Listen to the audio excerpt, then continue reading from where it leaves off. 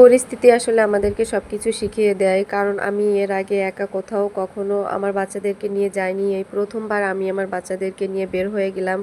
কারণ হচ্ছে আজকে আমার শাশুড়ি মায়ের ওটির দিন ছিল। এর কারণেই হচ্ছে ওর বাবা আম্মুর কাছে ছিল। আর আমার বাচ্চাদেরকে নিয়ে একাই বের হওয়া লাগলো। আর যাওয়ার পথে যে কত কিছুর সম্মুখীন হলাম।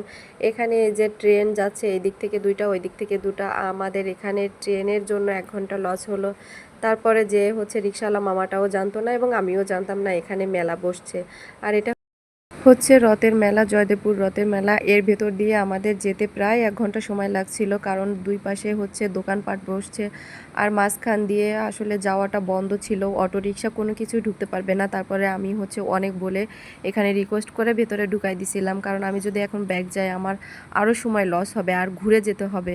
তো যার কারণে আমি ওখানে বললাম যে আমাদের আসলে ইমার্জেন্সি যেতেই হবে।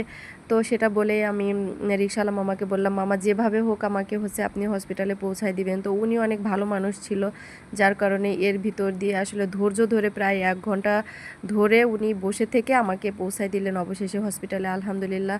তারপরে হচ্ছে এসেই আম্মুকে ওটিতে ঢুকায় দিলাম। তারপরে এখানে আমরা অপেক্ষা করতেছিলাম আমার বাচ্চারা। আর ওর বাবা তো একটু টেনশনেই ছিল। অপারেশন আসলে ছোট হোক আর বড় হোক টেনশন আসলে মাথা থেকে যায়ই না। কারণ ওটির রুমে যাওয়াই হচ্ছে একটা টেনশন, প্যারা। আপনার যে যায় তার থেকে বেশি টেনশনে থাকে তার পরিবার।